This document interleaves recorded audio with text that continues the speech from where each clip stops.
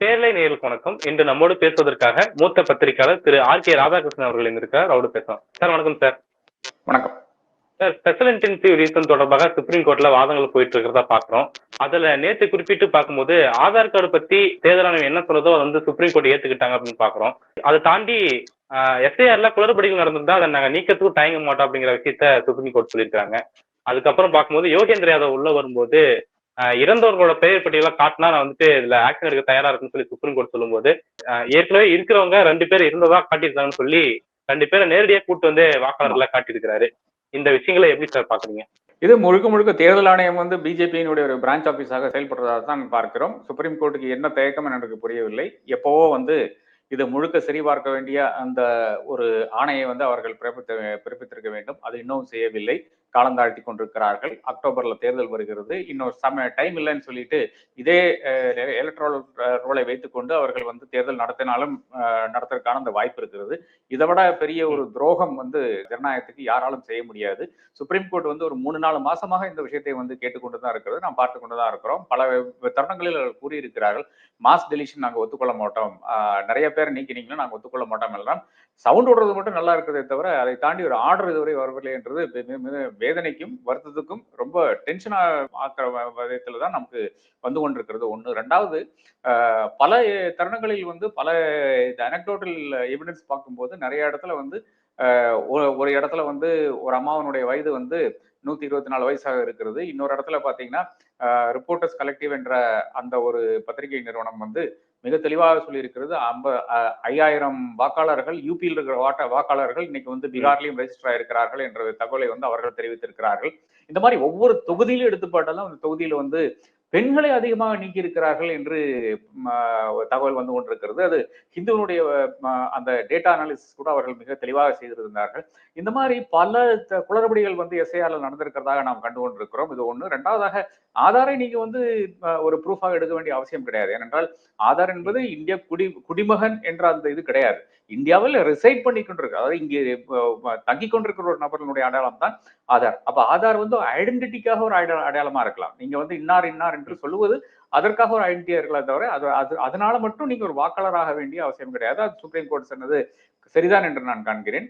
அதை தாண்டி வந்து இன்னும் இந்த ஆர்டர் பிறப்பிக்க இருக்கிறது தான் பெரிய ஒரு எனக்கு பெரிய வருத்தமாக இருக்கிறது. இப்போ சுப்ரீம் கோர்ட்டோட நிலைப்பாட்டை எப்படி சார் பாக்குறீங்க? ஒரு பக்கம் உங்களுக்கு இது அதிகாரம் இருக்குதா அப்படிங்கிற கேள்வியை முன்வைக்கிறாங்க. இன்னொரு பக்கம் ஆதார் கார்டு பிரச்சனையும் பாக்குறாங்க. இன்னொரு பக்கம் மாஸ் டெலிஷன் நடந்தா நாங்க ஆக்ஷன் எடுப்போம்னு சொல்றாங்க.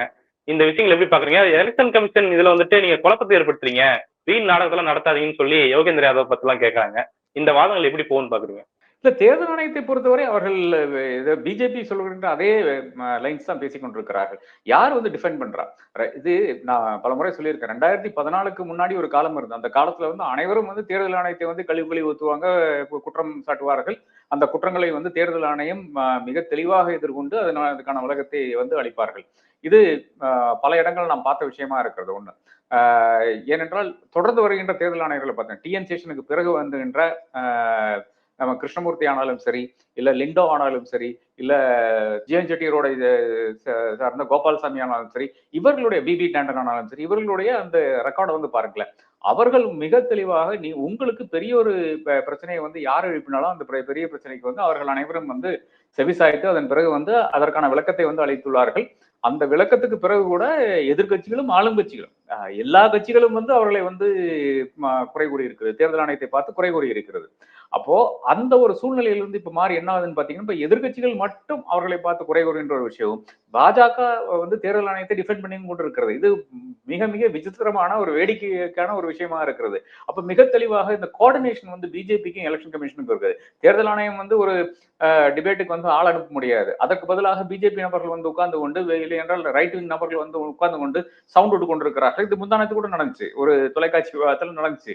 அவர்கள் வந்து ஏதோ தேர்தல் ஆணையம் தன்னுடைய ஒரு பிரான்ச் ஆபீஸ் மாதிரி தான் அவர்களும் ட்ரீட் பண்ணி கொண்டிருக்கிறார்கள். அதுக்கு தான் நடந்து கொண்டிருக்கிறது. அப்ப என்னை பொறுத்தவரை சுப்ரீம் கோர்ட் வந்து இப்ப மிக தெளிவாக ஒரு ஆணையை பிறப்பிக்க வேண்டும். சுப்ரீம் கோர்ட்டினுடைய அந்த பார்வையில் வந்து இந்த குளறுபடிகள் அதிகபட்சமாக இருக்கிறது ஏனென்றால் நம்ம வந்து இப்போ கேரளால இப்போ திருச்சூர் லோக்சபாலையும் ஒரு பிரச்சனை நடக்கிறது. இப்போ மகாதேவ்புரால வந்து கர்நாடகத்துல வந்து நான் ஒரு பிரச்சனையை வந்து மிக தெளிவாக தெரிகிறது. மகாராஷ்டிரால எனக்கு தெரிஞ்சு நிச்சயமாக தட் எலெக்ஷன் வாஸ் ஸ்டோலன் என்று நான் கூறுவேன். அந்த அளவுக்கு வந்து வாக்காளர்களை வந்து அங்க சேர்த்தி இருக்கிறார்கள். அதே மாதிரி இந்த 7 ஃபேஸ் 8 ஃபேஸ் எல்லாம் தேர்தல் வந்து உத்தரப்பிரதேசல நடத்துறது வந்து இந்த வாக்காளர்களை வந்து ஒரு இடத்துல இருந்து இன்னொரு இடத்துக்கு அழைச்சிட்டு போறதுதான் என்று நான் கருதுகிறேன். அதற்கான எல்லா முகாந்திரங்களும் இருக்கிறது. ஒரு டிராவலிங் ஓட்டர் என்ற ஒரு இது கிரியேட் பண்ணிட்டு ஒரே வாக்காளருக்கு வந்து 7 ஸ்டேட்ல 8 ஸ்டேட்ல வந்து வாக்குகளை அளிக்கக்கூடிய அந்த சந்தர்ப்பம். ஒடிசால நான் சொல்றேன், ஒடிசால நீங்க எக்ஸாமின் பண்ணா இதே மாதிரியான விஷயங்கள் வரும். குஜராத்ல பாத்தீங்கன்னா நிச்சயமாக வரும் என்று நான் கருதுகிறேன். இதெல்லாம் ஒரு டேட்டா அனாலிசிஸ் மூலியமாக அனைவரும் செய்ய வேண்டும் என்று நான் கருதுகிறேன். இப்ப தேர்தல் ஆணையம் வந்து என்ன மறைக்க வேண்டிய ஒரு அவசியம் இருக்கிறது என்ற ஒரு கேள்வி இருக்குது இல்லையா? அதாவது இவர்கள் முன்னாடி வந்து மெஷின் ரீடபிள், அதாவது இப்போ வந்து இணையத்துல நீங்க வந்து எலக்ட்ரல் ரோலா போட்டிருக்காங்க. அது நீங்க ஒரு சாஃப்ட்வேர் வச்சு பாத்தீங்கன்னா என்ன குறைபாடு இருக்கிறது என்று, இப்போ மல்டிபிள் என்ட்ரிஸ் ஒரே பேர்ல வந்து பல நபர்களுக்கு வந்து கொடுத்திருக்கிறார்களா, இல்லைன்னா ஒரே நபர் வந்து பல இடங்கள்ல வருகிறாரா என்று யார் வேணாலும் சரி பார்த்துக் கொள்ளலாம் என்ற அளவில் இருந்தது. அதை மாற்றி எதற்காக பிடிஎஃப் வந்து லோட் பண்ணாங்க? அப்போ முழுக்க முழுக்க நீங்க வந்து இது சர்ச்சபிளாக இருக்கக்கூடாது என்ற அடிப்படையில் தான் அறிவுகட்டத்தனமாக என்று நான் கூறுவேன். ஏனென்றால் இந்த ஓல்டர் ஜெனரேஷனுக்கு தெரியாது. நம்ம உங்களை மாதிரி இளைஞர்கள் வந்து என்னென்ன தொழில்நுட்பத்தை யூஸ் பண்ணிக்கொண்டு, ஐடியை யூஸ் பண்ணிக்கொண்டு என்னெல்லாம் செய்ய இயலும் என்று இவனுக்கு தெரியாது. அதனால ஒரு முட்டாள்தனமான ஒரு நடவடிக்கையாக பிடிஎஃப் வந்து லோட் பண்றாங்க. அந்த பிடிஎஃப் வந்து இன்னைக்கு இமேஜ் மூலியமாக கண்டுபிடிச்சு எங்க குளறுபடி இருக்குன்னு இன்னைக்கு வந்து பசங்க கண்டுபிடிச்சிட்டு இருக்காங்க. அதுக்கு ஒரு 200 பேர் 300 பேர் உட்கார்ந்து அதுக்காக வேலை பண்ணி கொண்டிருக்கிறார்கள். இவர்கள் யாரும் கட்சிகளை சார்ந்தவர்கள் கிடையாது. இவர்கள் எல்லாம் இண்டிபெண்டன்ட் நபர்கள். அந்த இண்டிபெண்டன்ட் நபர்கள் உட்கார்ந்து கொண்டு, நான் ட்விட்டர்ல நிறைய இடத்துல பார்த்திருக்கேன். ஒருத்தர் கேட்கிறாரு, எனக்கு வந்து 1க்கும் 7க்கும் ஜேக்கும் வந்து அந்த வித்தியாசம் தெரிய மாட்டேங்குது, அது எப்படி சர்ச் பண்ணணும்னு ஒருத்தர் கேட்கிறாரு. ஒரு 4-5 பேர் அதுல வந்து சொல்றாங்க, இந்த சைட்ல போய் இதை பண்ணுங்க, அந்த இமேஜ் சர்ச்ல மிக தெளிவாக 1 என்று கூறுங்கள், 7 என்று கூறுங்கள், டிஃபரன்ஷியேட் பண்ண கூறுங்கள் சொல்லி. அப்போ அந்த அளவுக்கு வந்து சாதாரண மக்கள் வந்து இதை எடுத்து, இளைஞர்கள் எடுத்து வந்து நம்மளுடைய எலெக்ஷன் ப்ராசஸ் வந்து சாங்டிட்டி இருக்க வேண்டும் என்ற அடிப்படையில் வந்து இதெல்லாம் கரெக்டா இருக்க வேண்டும், பழுதுகள் இருக்கக்கூடாது என்று அவர்கள் செய்து கொண்டிருக்கிறார்கள். அப்ப யாருக்கு இங்க வந்து முக்கியமாக பிரச்சனையா வருது? தேர்தல் ஆணையத்துக்கு தான். தேர்தல் ஆணையம் தான் ஒரு ஏதோ மறைக்கக்கூடிய ஒரு ஆர்கனைசேஷனாக இருக்கிறதா நான் பார்த்துக்கிறோம். ஞானேஸ்வர் குமார் என்ற சிஇசி, சீஃப் எலெக்ஷன் கமிஷனர் வந்து இதுவரை ஒரு வார்த்தை வந்து இது பற்றி பேச கிடையாது. எல்லாமே ஃபேக்ட் செக் என்று சொல்லிட்டு ராகுல் காந்தி சொன்னது தவறுன்றதை சொல்றாங்களே தவிர அதை தாண்டி ஒரு விஷயம் இதுவரை சொல்லவில்லை. இதனால முழுக்க தேர்தல் ஆணையம் எதையோ மறைத்துக் கொண்டிருக்கிறது. எத்தனை காலமாக இது நடந்து கொண்டிருக்கிறது என்றுதான் என்னுடைய கேள்வியாக இருக்கிறது. நீங்க குறிப்பிட்டிருந்தீங்க சார், பீகார்ல 124 வயசுல ஒருத்தர் இருக்காங்க. அவங்க பேர் வந்து மின்டா தேவின்னு சொல்லி இப்போ பார்லிமெண்ட்ல டி செட்ல வந்துட்டு அவங்களுடைய போட்டோவும் பின்னாடி வந்து அவங்களுடைய வயசையும் போட்டு போராட்டம் பண்ணிட்டு இருக்காங்க அப்படின்னு சொல்லலாம். இந்த வகையான போராட்டங்கள் முன்னெடுக்கிறது அப்படிங்கிறது மக்கள் மத்தியில ரீச் ஆகணும்னு பாக்குறீங்களா? ராகுல் காந்தி ஒரு 300 பேர் கட்டிட்டு போய் எலெக்ஷன் கமிஷனை பாக்குறாரு. ஒரு இந்தியாவே வந்துட்டு கட்டமைக்கக்கூடிய ஒரு தேர்தல் ஆணையத்தின் மேல இந்த மாதிரியான ஒரு போராட்டங்கள் வந்துட்டு எந்த மாதிரியான ஒரு தாக்கத்தை செலுத்தும்? மக்கள் மத்தியில அது வந்துட்டு ரீச் ஆகும்னு பாக்குறீங்களா? இல்ல, நிச்சயமாக ரீச் ஆகும்ல. இப்ப என்னுடைய வாக்கு வந்து என்னால் அளிக்க முடியவில்லை, இல்லை என்றால் என்னுடைய வீட்டுல வந்து ஒரு 10 பேர் இருக்கிறான்னு சொன்னா அது நிச்சயமாக அது எனக்கு அதிர்ச்சி அளிக்கின்ற நியூஸாகத்தான் இருக்குது. இப்ப திருச்சூர்ல தான் நமக்கு இருக்கிறது. அதாவது பூட்டியிட்ட வீடுகள், இல்லை என்றால் இருக்கிற மகாதேவபுரால வந்து ஒரு வீட்டுக்காரரே சொல்றாரு, ஏங்க என் வீட்டுல இத்தனை நம்பர் எல்லாம் கிடையாதுங்க அப்படிங்கிறாரு. இன்னொரு வீட்டுல வந்து நீங்க பாத்தீங்க, பீகார்ல இருக்கிற ஒரு வீட்டுல வந்து எவ்வளவு 120 400 பேரா வந்து ஒரு நம்பர் சொல்றாங்க. அந்த நம்பர் ஆளுகள் அங்க இருக்கிறார்கள். இன்னொரு நபருக்கு வந்து 50 குழந்தைகள், 50 பேருக்கும் ஓட்டுரிமம் இருக்கிறது. இந்த மாதிரி முழுக்க ஃப்ராடுத்தனமான செய்கின்ற ஒரு விஷயம் வந்து எப்படி தேர்தல் ஆணையம் வந்து சரிபார்க்காது என்று கூறுவது? நீங்க வந்து ஓத்துல போட்டு கொடுங்க, நீங்க அஃபிடவிட்ல டிக்ளரேஷன் போட்டு கொடுங்க சொல்றது வந்து அது வந்து நிச்சயமாக ஒரு தேர்தல் ஆணையம் செய்ய வேண்டிய விஷயம் கிடையாது. அரசியல் கட்சி வேணால் அப்படி பேசலாம். ஓஹோ, ஒரு தவறு இருக்கிறதா, நாங்கள் அதை வந்து சரிபார்த்து உங்களுக்கு வந்து விளக்கம் அளிக்கிறோம் என்றதான் தேர்தல் ஆணையம் கூற வேண்டுமே தவிர, அவர்கள் நமக்காகத்தான் ஒரு தேர்தல் நடத்துகின்ற பொறுப்பை தான் தேர்தல் ஆணையத்துக்கு கொடுத்திருக்கோமே தவிர இந்தியாவை நடத்துகின்ற பொறுப்பு வந்து தேர்தல் ஆணையத்துக்கு கொடுக்கவில்லை. இப்ப தேர்தல் நடத்துகின்ற பொறுப்பு வந்து உங்களால் வந்து ஒழுங்காக நடத்த முடிகிறதா, அதுக்காக தான் உங்களுடைய கான்ஸ்டிடியூஷனல் பாடியாக 324 வந்து நாங்க வச்சிருக்கிறோமே தவிர, நீங்க வந்து இவர் தான் ஜெயிக்க வேண்டும், இவர் தான் ஜெயிப்பாருலாம் நீங்க வந்து சொல்ல வேண்டிய அவசியமே கிடையாது. நீங்க அதற்காக பணிபட வேண்டிய அவசியமும் கிடையாது. இப்ப என்ன நடக்குதுன்னு பாத்தீங்கன்னா, நீங்க அதற்காக வேலை செய்கிறீர்கள் என்றதான் எங்களுக்கு தெரிய விஷயமா இருக்கிறது. அதை ஒட்டி நடக்கின்ற விஷயங்கள் தான் எங்களுக்கு ரொம்ப கன்ஃபியூஷன் வருகிறது. நீங்கள் யாருக்காக பணி செய்கிறீர்கள் என்ற கேள்வி எழுப்ப விரும்புகிறேன் நான். இப்போ விவிபேட் கேஸ்ல பார்த்தோம் சார், மக்கள் மத்தியில இவிஎம் பத்தின ஒரு சந்தேகமும் விவிபேட் பத்தி ஒரு சந்தேகம் இருக்கும்போது, ஆனா எலெக்ஷன் கமிஷன் போய் சுப்ரீம் கோர்ட்ல வந்து நிரூபிச்சுட்டு வந்ததை நம்ம பார்க்க முடியுது. அதே சினாரியோ தானே எங்கேயும் வெளிப்படுது. மக்கள் மத்தியில என்னதான் பெருசா போராட்டம் எடுத்துட்டு போனாலும், கட்சிகள் எடுத்துட்டு போனாலும், அது சுப்ரீம் கோர்ட்ல போய் நிரூபிச்சா போதும் அப்படிங்கிற ஒரு நிலைமை இருக்கு சார். அது எப்படி நம்ம புரிஞ்சுக்கிறது? ஒரு கான்ஃபிளிக்ட் மாதிரி எல்லாம் தெரியுது.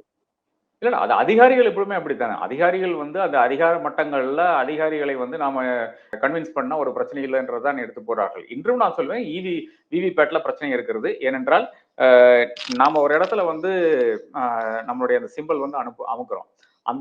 அது வந்து பேலட்டிங் யூனிட். பேலட்டிங் யூனிட்டுக்கும் கண்ட்ரோல் யூனிட்டுக்கும் எங்க நம்மளுடைய வாக்கு பதிவு ஆகிறதோ அதற்கு நடுவுல விவிபேட்டை வச்சிருக்கிறார்கள். இதுதான் பிரச்சனை. அதாவது டைரக்டாக நான் அமுக்குறது வந்து நேரா கண்ட்ரோல் யூனிட்ல போய் ரெஜிஸ்டர் ஆகல.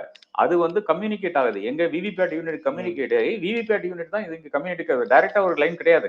அப்போ என்னை பொறுத்தளவுல இது இங்க ஒரு பெரிய பிரச்சனையாக நான் காண்கிறேன்.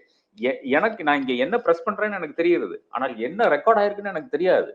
அப்ப என்னை பொறுத்தளவுல என்னன்னு பாத்தீங்கன்னா விவிபேட் நான் வந்து எங்க பிரஸ் பண்றேனோ, அதாவது இந்த பேலட்டிங் யூனிட்டும் கண்ட்ரோல் யூனிட்டும் அதற்கு பிறகுதான் விவிபேட் யூனிட் இருக்க வேண்டும்.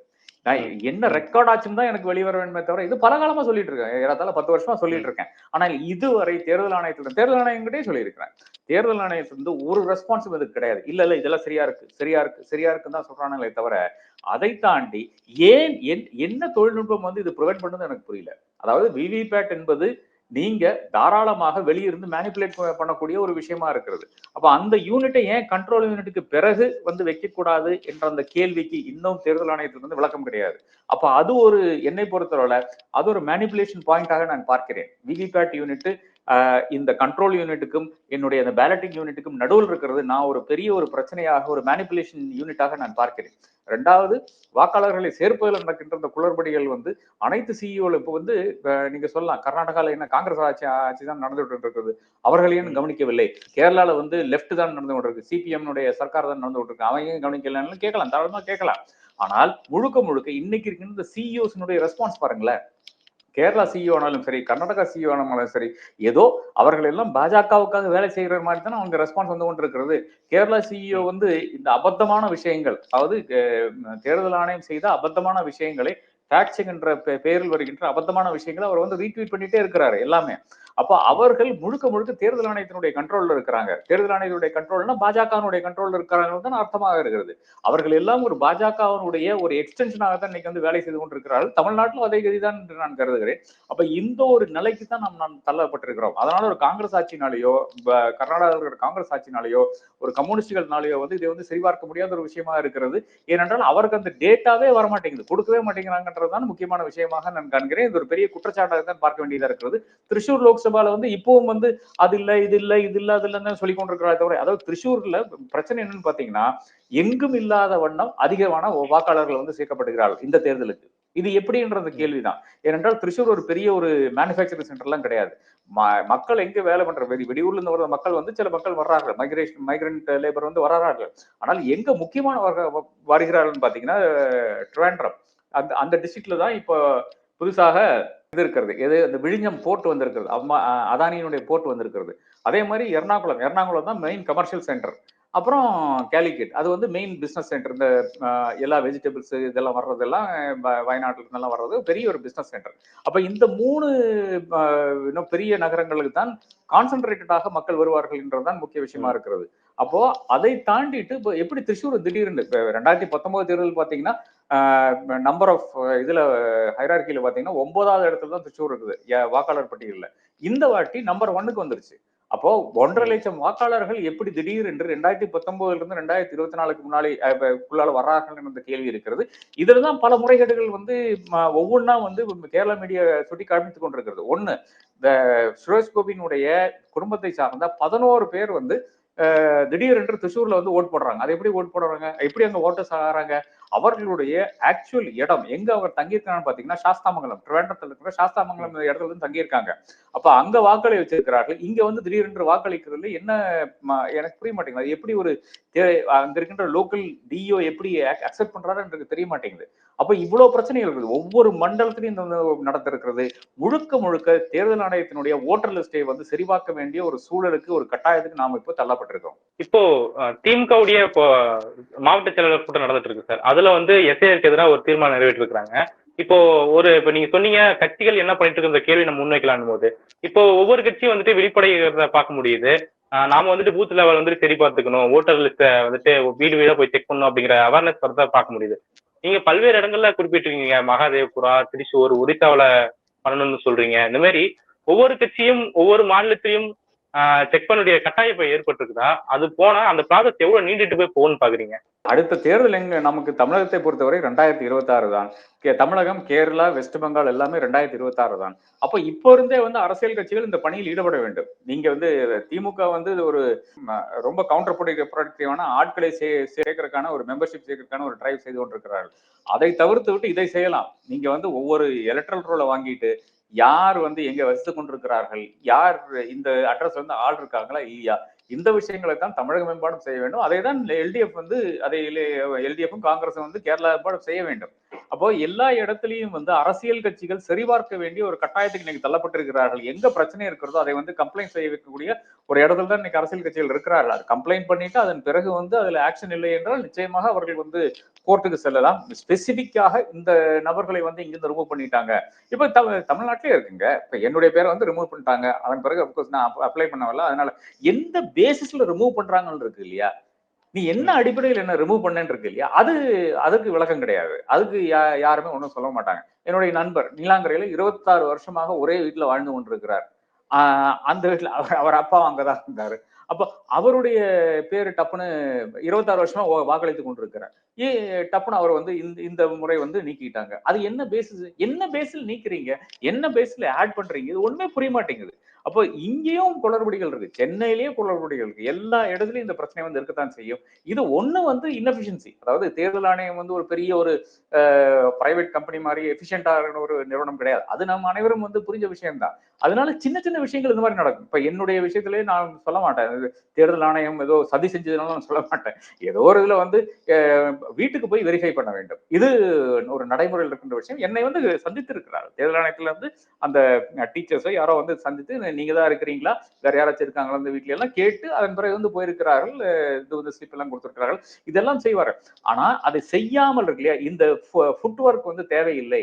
இல்லை என்றால் நாம் இது எல்லாம் எதுக்கு, இல்லை என்றால் ஒரு லேசினஸ் காரணமாக அங்க போக வேண்டாம்னு சொல்லிட்டு இவன் இருக்கான் இவன் இல்லைன்னு சொல்லிட்டு நாமளே வந்து ஒரு கற்பனையில வந்து ஒரு லிஸ்ட் தயார் பண்றது இல்லையா, அதனால அந்த இன்எஃபிஷியன்சி நிச்சயமாக இருக்கும். ஆனால் அதை தாண்டியும் இருக்கின்ற இந்த கொல்யூஷன் இருக்கு இல்லையா, அதாவது நாம் வந்து பாஜகவை நம்ம ஜெயிக்க வைக்க வேண்டும் என்று திரிசூரில் நடந்த அந்த கொல்யூஷன், அதே மாதிரி மகாதேவபுரால் நடந்த கொல்யூஷன், இதெல்லாம் தான் பிரச்சனைக்குரிய விஷயமா இருக்கு. இதெல்லாம் வந்து டெஃபினட்டாக இந்த நபர்களை வந்து அரஸ்ட் செய்து நிச்சயமாக கிரிமினல் ப்ரொசீஜருக்கு வந்து இவர்களை வந்து we have to subject them to criminal procedures.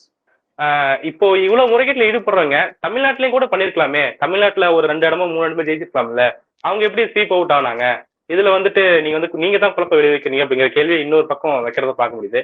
இன்னொரு பக்கம் தேவசகாயம் ஐஏஎஸ் போன்ற மூத்த முன்னாள் நிர்வாகிகள் எல்லாமே தமிழ்நாட்டிலும் இது போன்ற பிரச்சனைகள் ஏற்படுறதா பார்க்க முடியுது. 7-8 இடங்கள்ல பாஜக 2வது இடத்துல வந்ததுல சந்தேகங்கள் இருக்கு அப்படின்ற கேள்வி முன்னிச்சிருக்காங்க. இந்த 2 கான்ஃபிளிக்ட் எப்படி பாக்குறீங்க? சரி பார்க்க வேண்டும். எல்லா இடத்துலயும் வந்து ஓட்டர் லிஸ்ட்டை வந்து ஒவ்வொரு தொகுதியிலும் வந்து சரிபார்க்க வேண்டும். அது ஆளுங்கட்சியினுடைய கடமை. அதே மாதிரி அவருடைய கூட்டணியில் இருக்கின்ற கட்சிகளினுடைய கடமை, அதிமுகவினுடைய கடமை என்று நான் கூறுவேன். இப்போ அப்படி பார்த்தா நானும் கேட்கலாம்ல, 4 நபர்கள் வந்து 2021 எப்படி ஜெயிச்சாங்கன்னு கேட்கலாம் இல்லையா. பிஜேபியினுடைய நபர்கள் வந்து 4 எம்எல்ஏஸ் இருக்காங்களே எப்படி ஜெயிச்சாங்க? என்னை பொறுத்தவரை டெஃபினட்டா நாயனார் ஜெயிச்சு விடுவார். பாக்கி இருக்கின்ற விக்டரிகள் எல்லாம் எனக்கு நிச்சயமாக சந்தேகம் இருக்குது நானும் சொல்லலாம். அப்போ என்னை பொறுத்தவரை இந்த தமிழ்நாட்டுல மட்டும் கிடையாது, இந்தியா முழுக்க வந்து இப்போ ஓட்டர் லிஸ்டை வந்து அந்த சாங்டிட்டியை வந்து நாம் வந்து எஸ்டாப்ளிஷ் பண்ண வேண்டிய தருணம் இது. நிச்சயமாக நாம் வந்து பார்க்க வேண்டிய ஒரு தருணமா இருக்கிறது, சரிபார்க்க வேண்டிய ஒரு தருணமா இருக்கிறது. எல்லா இடத்துலையும் செய்துதான் ஆக வேண்டும். அது உடனடியாக நாம் அனைவரும் செய்ய வேண்டும். ஓகே சார், பல்வேறு முக்கியமான விஷயங்களை பண்ணிட்டீங்க சார். மிக்க நன்றி சார். நன்றி.